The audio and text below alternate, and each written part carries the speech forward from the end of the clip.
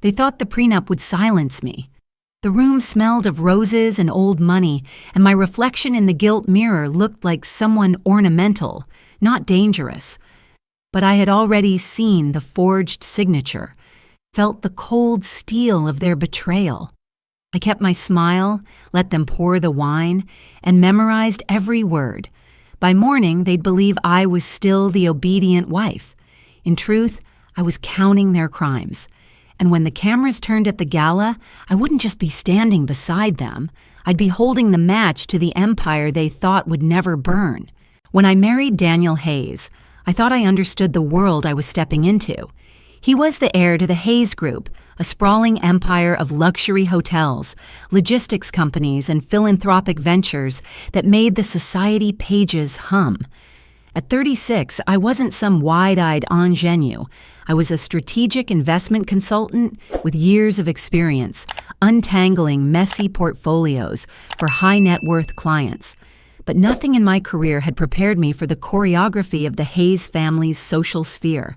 The first months were a blur of champagne toasts, charity galas, and boardroom dinners where no one ever raised their voice, but every word was sharpened to a blade.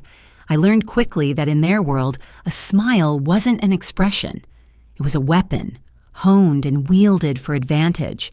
Even at home, the theater didn't stop. In the main living room hung a massive ink-wash painting, a tranquil landscape of mist and mountains. From across the room, it was serene. But up close, hairline cracks ran through the paper, carefully patched over and hidden beneath new layers of ink. Daniel once told me it had been in the family for generations. I began to see it as a mirror of the family itself, beautiful from a distance, fractured beneath the surface. One afternoon, I returned early from a client meeting to find Evelyn, my mother-in-law, standing in front of that painting with her legal advisor. Their voices were low, but the acoustics in the room carried just enough for me to catch the words that froze my steps. "The prenup amendment will make her disappear quietly," Evelyn said, as casually as if she were discussing the menu for the next charity dinner. I stayed out of sight, my fingers tightening around the handle of my bag. The prenuptial agreement Daniel and I had signed before our wedding was straightforward, almost generous. An amendment could only mean one thing. They wanted to rewrite my place in this family, strip it away entirely. I forced myself to keep walking, heels clicking against the marble, letting my arrival announce itself. Evelyn smiled when she saw me, a practiced expression that didn't reach her eyes. That night, I lay awake beside Daniel, his breathing slow and steady in the dark. I replayed the conversation in my head, every syllable of it. My mind cataloged the possibilities, the legal angles, the risks. By morning, my expression in the mirror was the same as always, but a new resolve was taking root beneath it. A week later, during a routine review of the family's charitable foundation files, something Evelyn had asked me to help with for optics, I found it. Buried inside a folder labeled Community Engagement was a PDF marked as a draft. I opened it, expecting donor lists or event budgets. Instead, I found the supposed amendment to my prenup, complete with my signature. Only, it wasn't mine. The forgery was crude to anyone who knew what to look for. The pen pressure was wrong. The digital signature metadata pointed to a document created months after our wedding, and the font used for the witness statement didn't exist when we'd signed the original. I saved a copy to an encrypted drive before closing the file, careful not to leave a trace. The more I thought about it, the clearer the larger play became. This wasn't just about removing me from Daniel's life. They wanted to use my name and reputation as a shield for a risky IPO one of their shell companies was preparing. If things went wrong, the blame would fall on me. Daniel, once warm and present, began to drift. He left early for the office, came home late, and answered my questions with vague half-sentences. He claimed the IPO was just another project and not to worry. His phone became an extra limb, always within reach, screen tilted away from me. One evening, after another of his abrupt departures for a work dinner, I sat alone in the library with my laptop open, scrolling through old press releases and filings. The family's ESG reports had an unusual pattern. Certain data sets changed subtly between versions, as if someone was seeding false information ahead of an audit. My old instincts, honed from years of forensic analysis, told me this was deliberate. That's when the message came in. No subject line, no sender I recognized. Just a single line of text. They're poisoning the data before the audit. You're next. I stared at the screen, the words as cold as the marble beneath my bare feet. It was confirmation of what I'd begun to suspect. I wasn't just a target for removal. I was a piece in a much bigger, much dirtier game. And if I didn't start playing now, I wouldn't survive long enough to see the final move. Fear is easier to fake than people think. You don't have to tremble or cry. Just let your eyes linger too long on a document. Your voice hesitate on the wrong word. That morning, I walked into Evelyn's private study carrying a leather notebook and the aura of someone out of her depth. "I've been thinking," I began, my tone measured.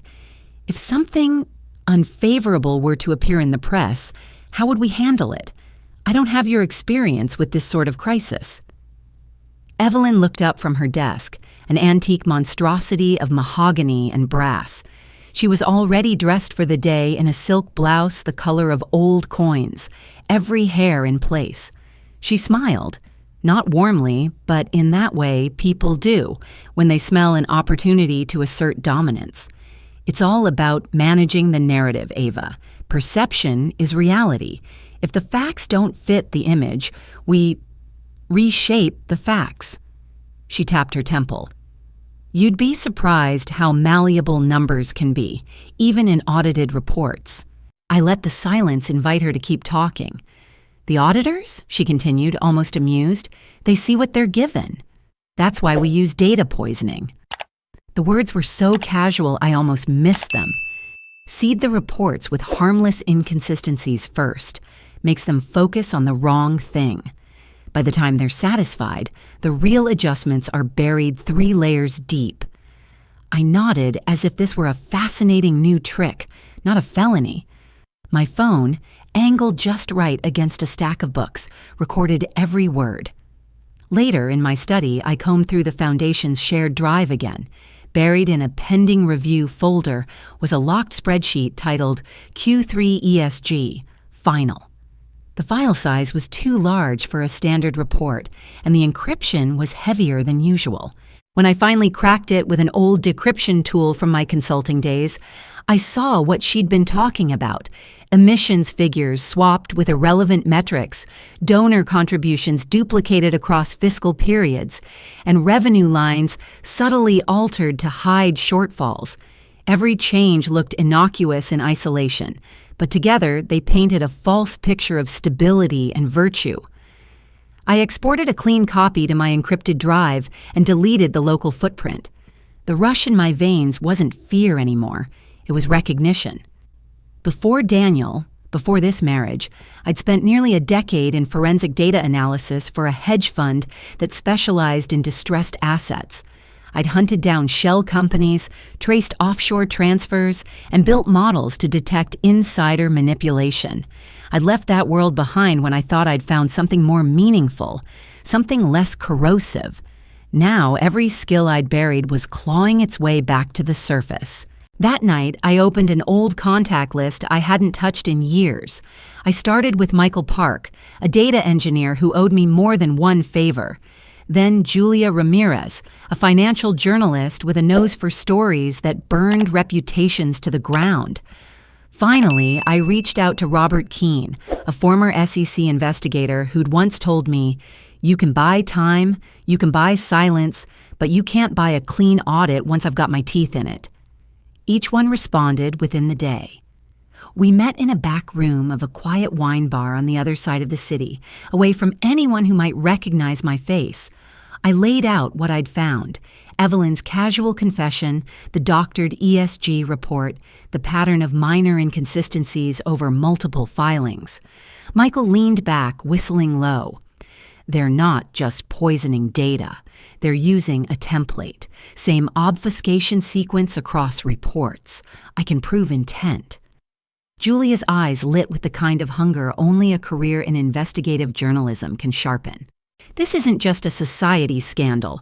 If they're feeding this garbage into filings for an IPO, it's securities fraud. Federal case level. Robert simply nodded. Chain of custody on the data will be key. You get me proof Evelyn herself inserted or authorized the changes, and she's done. Back home, I sat in the dim glow of my laptop, the rest of the house silent.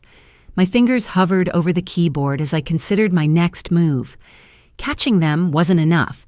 I needed insurance, something so sharp they wouldn't dare touch me again. The idea came quietly, a reverse data poison. A report so perfectly tailored to their habits that Evelyn would insert it herself, believing it to be safe. But this one would carry within it a hidden payload, a trail of alterations that led directly to her login, her IP address, her hands. Once it hit the public record, she wouldn't just be guilty in the court of opinion, she'd be on the hook for federal charges. It took me 3 nights to build it, cross-referencing their existing corrections, with subtle variations that would slip past her guard. The file looked clean, the numbers plausible, the inconsistencies mild enough to be overlooked by anyone but an expert. I encrypted it, placed it in a directory where I knew her assistant would find it, and set the trap. When it was done, I sat back, the cursor blinking at me like a pulse. Somewhere in the house, a clock chimed midnight. I closed my laptop, knowing the game had shifted. The next move would be hers. The boardroom of the Hayes Group was a temple to power. Glass walls, chrome fixtures, and a panoramic view of the city skyline that made everything beneath look smaller, more manageable. I sat 2 seats away from Evelyn, a delicate silk scarf knotted at my throat, my expression set in the serene attentiveness of a dutiful daughter-in-law. When the discussion shifted to quarterly reports, I waited until the CFO finished his bland overview before leaning forward just enough to be noticed. I couldn't help but notice, I said, my voice mild, how streamlined the numbers look compared to the preliminary drafts I saw. It's refreshing to see everything so clean. I let the word hang in the air, faintly emphasized. A few of the more seasoned shareholders glanced at one another. They knew that in finance, too clean was as suspicious as too messy. Evelyn's fingers tightened around her pen.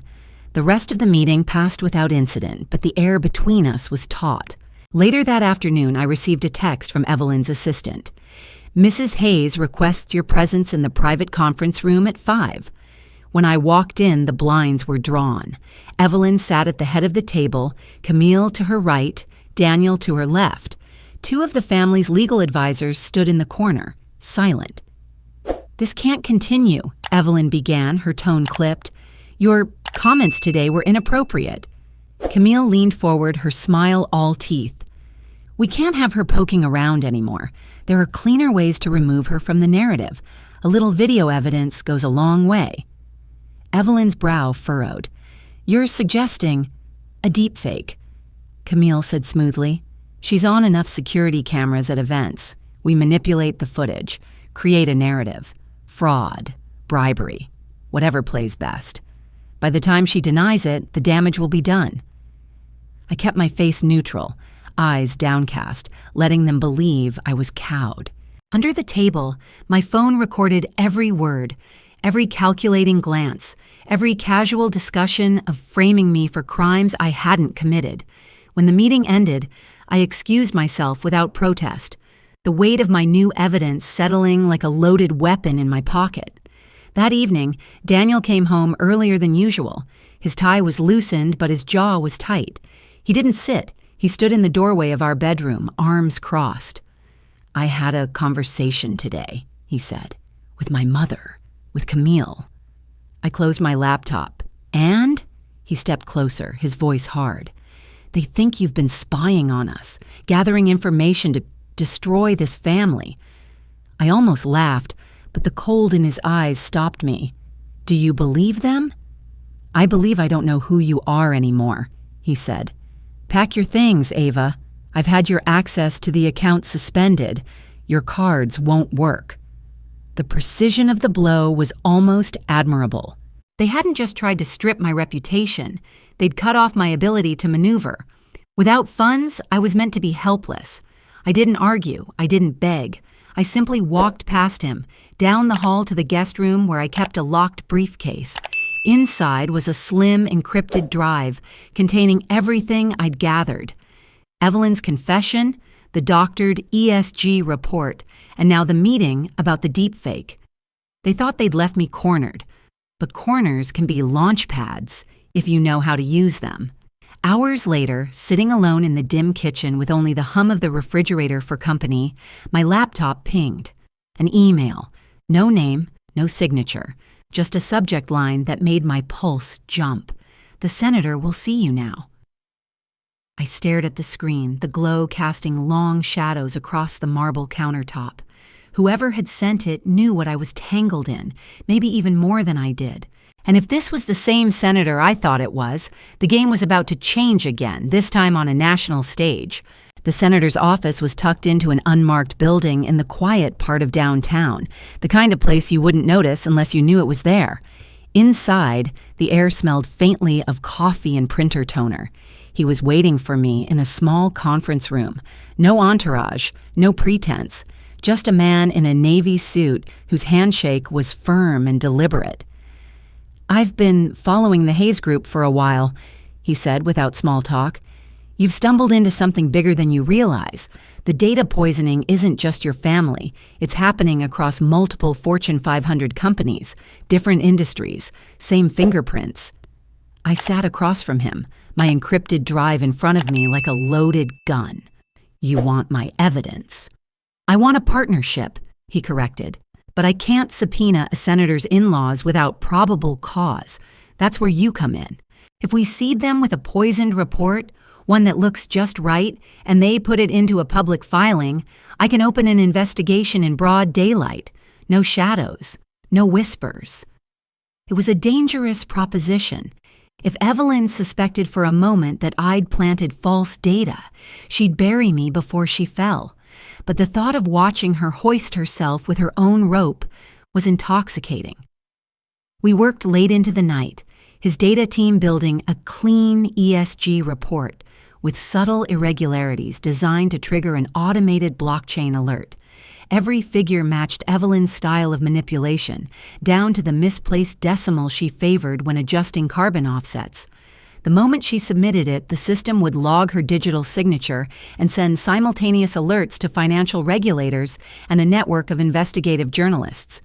When we were done, I closed the file and slid it into a shared folder on the Foundation's drive, marked innocuously as Q4 ESG Final. It wouldn't be long before Evelyn's assistant, eager to impress, brought it to her for review. Before I left, the senator said, "There's one more thing. I'll be speaking at your family's ESG fund launch next month. If you stand beside me, it sends a message. They can't touch you without making it look political." I didn't answer right away. Standing with him would be an open declaration of war, but it would also mean protection, at least for a while. Finally, I said, "I'll be there." On the night of the launch, the ballroom glowed with soft gold light. Waiters in black moved between tables draped in white linen. At the far end, a podium stood in front of a massive projection screen, the Hayes Group logo shimmering in the background. Evelyn was radiant in silver silk, greeting donors with the composure of a queen secure in her throne. I walked in on the senator's arm. Conversations faltered. Camera flashes popped like small explosions. Evelyn's smile tightened, but she kept her gaze steady as we approached. When the speeches began, Evelyn took the stage first. She spoke about responsibility, about stewardship, about the future. Then, with a flourish, she unveiled the finalized ESG report on the projection screen. I recognized every number, every line item. It was the bait, polished and gleaming under the spotlight. Somewhere in the servers, the blockchain trigger activated. In newsrooms across the city, journalists' inboxes pinged. At the SEC, an automated alert flagged a potential violation in a public filing. The senator stepped up to the podium next, his voice calm but carrying to every corner of the room. "Transparency," he said, is not just a value, it's a safeguard. Tonight, we celebrate progress, but we must also remain vigilant against those who would reshape the truth for their own gain. As the applause swelled, I felt the shift ripple through the room. Some of the guests were already checking their phones, eyes narrowing as they read the first breaking headlines. I glanced toward Daniel. He was pale, his gaze fixed not on me, not on his mother, but on the glowing report behind the senator. His lips moved soundlessly, reading the figures, and I saw the exact moment the realization struck. His signature was at the bottom of that poisoned document. The blood drained from his face. The fallout began before the gala flowers had even wilted. Within 24 hours, the Hayes Group's stock plummeted, shedding millions in market value. Headlines screamed about ESG fraud and false disclosures in high places. Donors withdrew from the foundation's projects, and the IPO plans were dead before they left the boardroom. I was summoned to speak with investigators the very next morning. Sitting in a sterile conference room with 2 SEC attorneys and a court reporter, I laid out the chain of evidence. Evelyn's words, the forged prenup, the doctored reports. Every answer I gave tightened the noose around her, but with each passing minute, I felt the invisible cord looping around my own neck, too. By the time I returned home, the media had decided on my role in the story. I wasn't a whistleblower. I was the betrayer in the family. Tabloids ran photos of me from charity events, cropped and filtered to make me look calculating. Anonymous quotes painted me as a gold digger who turned on her benefactors the moment her position was threatened.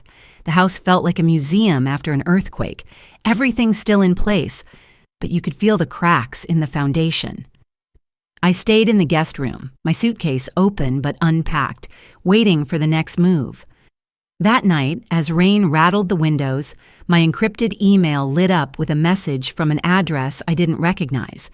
The subject line was empty, but the body was short and to the point. I have proof Camille orchestrated the entire operation. Interested? Attached was a single screenshot, Camille's inbox with threads linking her to a competitor's CEO. The file names were suggestive.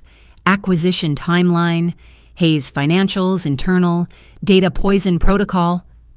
I leaned back in my chair, the adrenaline spiking. If it was real, this changed everything. Evelyn wasn't the architect. She was the financier, the shield. Camille had been the hand on the scalpel. The next day, I arranged to meet the hacker in a coffee shop far from the financial district. He was younger than I expected. Hoodie pulled low, fingers always moving as if the keyboard were still in front of him. He slid me a thumb drive wrapped in black tape. "Everything's there," he said. "Emails, planning documents, financial models. Camille was running point. Your MEL just signed the checks." When I asked why he was giving it to me, he grinned. Call it a professional dislike for amateurs who think they're invisible. Back in my apartment, I plugged the drive into a quarantined laptop. The files were meticulous. Camille had mapped out the data poisoning months in advance, targeting not just the family's reports, but other companies in the sector to mask her trail. Her endgame was clear: tank the Hayes Group stock, force a liquidity crisis, and sell to the competitor she'd been feeding intel to. The betrayal burned hotter than anything Evelyn had done. Evelyn was predictable, territorial, arrogant, defensive. Camille was something else entirely: patient, calculating, willing to burn the entire empire if it meant sitting on the ashes herself. 2 days later, Camille called me. Her voice was light, almost amused. "I hear you've been looking into things, Ava. I think we want the same outcome." "I doubt that," I said. "Don't be so sure," she replied. "Mother's finished, whether she knows it or not. Help me put the final nail in and we split control. You'll have your independence, I'll have the company.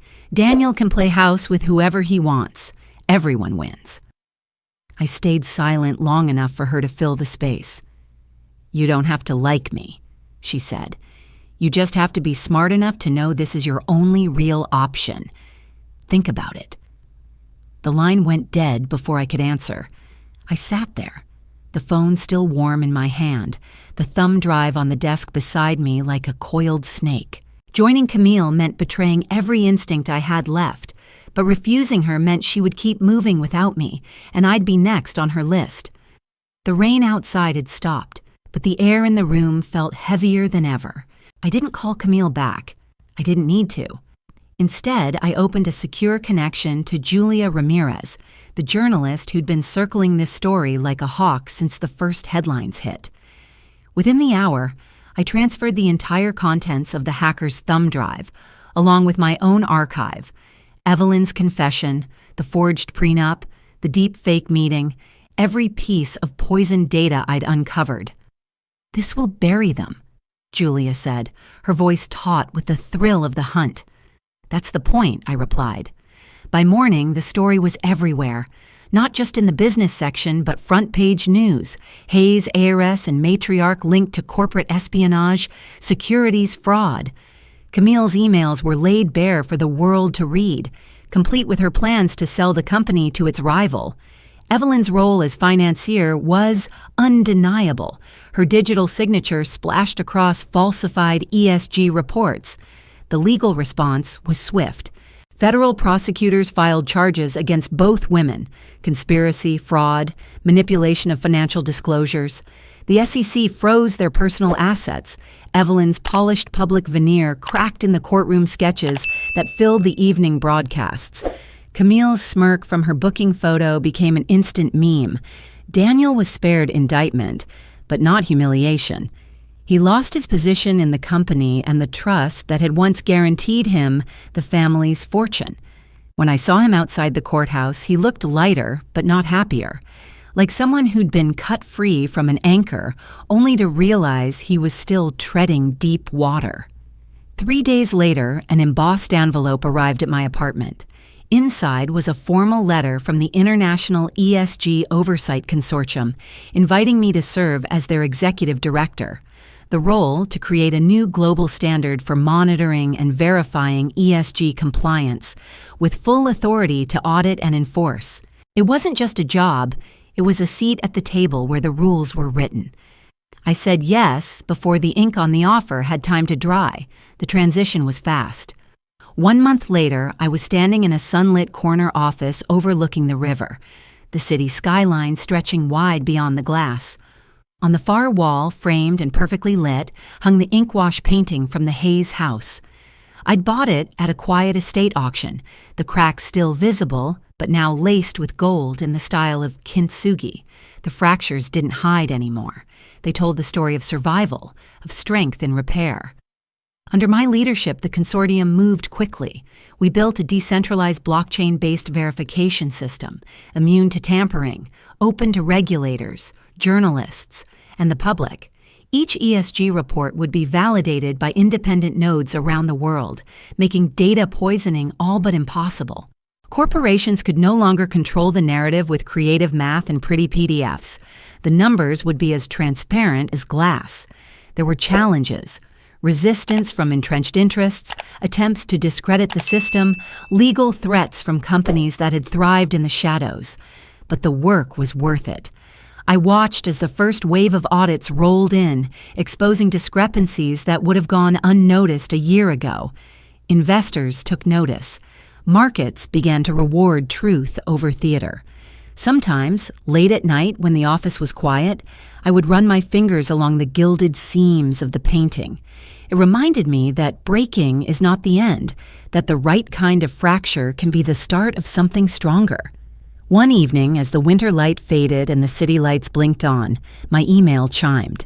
The sender was unknown, the address a string of numbers and letters. The subject line was a single sentence. "You think the game is over?"